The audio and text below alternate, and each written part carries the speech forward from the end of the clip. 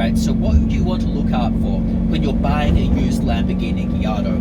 Well, I've bought this one, and I bought it about 1.5 years ago, so I've had some experience with the types of things that can go wrong. Now, admittedly, this won't be comprehensive, but some of the things that I've experienced. Now, before we get there, it would be great if you click the like and subscribe buttons, and if you have any thoughts about things to look out for, drop those in the comments below.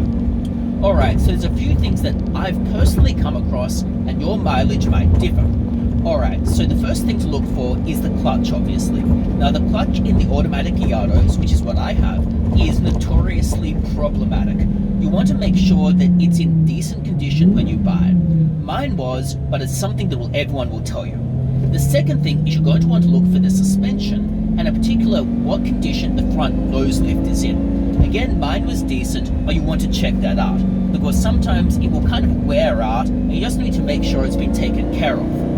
The third thing you're going to want to look out for is basically the interior condition. Now, the interior condition can sometimes wear out quite horribly. Now, the leather can actually look quite worn and used. Now, overall, when leather's starting to wear out with these cars, you might want to replace it with carbon fiber, which is a consideration that I've had. Now, you'll need to sort of look into that, think of whether you can condition the leather or repair it, or whether you're going to need to replace it and factor that in. Similarly, some of the plastic will start to tear off and peel on some of the interior components.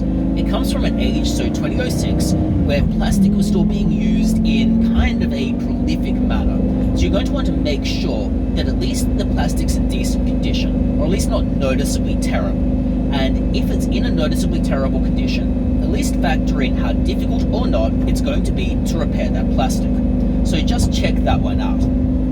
Third thing you want to check out, or fourth thing rather, is what condition the exterior is in. Unsurprisingly, everyone will want to do that, but a common thing you'd want to look for, of course, is stone chips. Mine's black, so therefore stone chips obviously come up, but you also want to look for things like scrapes under the front nose, which can even be the case with something with front nose lift. Now, this is super easy to get around. You can basically buy an aftermarket skid pad.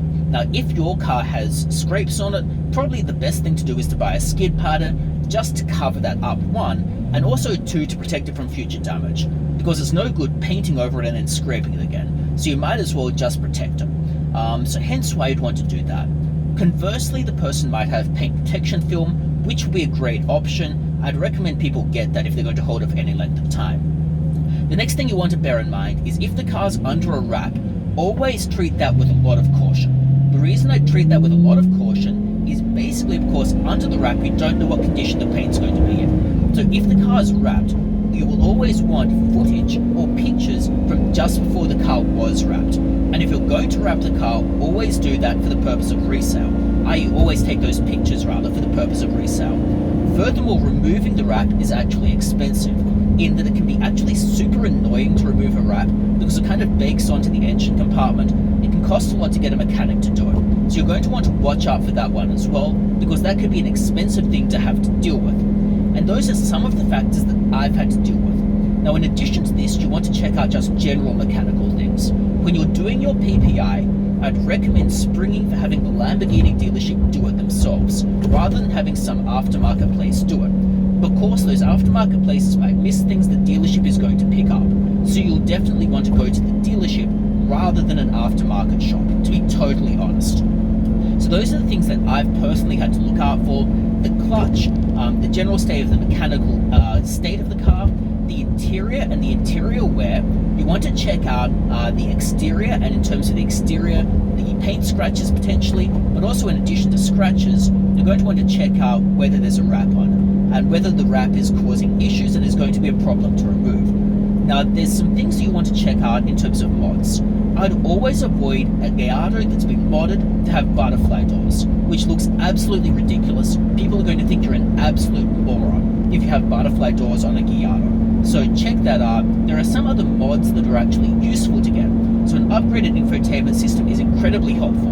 An upgraded, say, interior can sometimes be useful in terms of replacing things with carbon fiber. That can be nice. The engine bay can also be nice in terms of carbon fiber replacing things. Now, if things start to wear out, carbon fiber is often a really good option to check out if it's being replaced, so you'll want to actually bear that one in mind. Another thing to check out when buying a used Gallardo is the options. Now there's a couple of must-have options, which are effectively reverse camera if that hasn't been done aftermarket, and also front bumper lift, because the front bumper lift is going to be essential for clearing even minor obstacles. So I'd absolutely recommend making sure the car has that. There are nice to have options, which can be interior contrast things like mine has an orange interior, that's a nice to have option. Mine has orange brake calipers, again a nice to have option. Mine has a glass engine cover, again a nice to have but not must have option. So I basically focus on those must have options, and then if it has nice to have options, that's great, but I wouldn't necessarily go out of your way to get them, because they'll add a little bit to resale, but not a huge amount in the grand scheme of things. So I hope this has given you a bit of an idea about the types of things to look out for when you're looking at buying a used Lamborghini Gallardo, some of the common issues that arise, some things you're going to want to bear in mind when you're buying it, and what you'll want to look for. Now, if the video has been informative to you, it would be great if you click the like and subscribe buttons, and if there's anything you think I've missed, drop those in the comments below, or if there's anything else you'd like me to cover, also drop those in the comments below. But overall, I found owning it to be a super positive experience. It's definitely a car you might want to consider, and if you're on the lookout for a used car bargain or an exotic car bargain, a Gallardo could be a decent option. So thanks once again, and I hope to see you next time. Bye.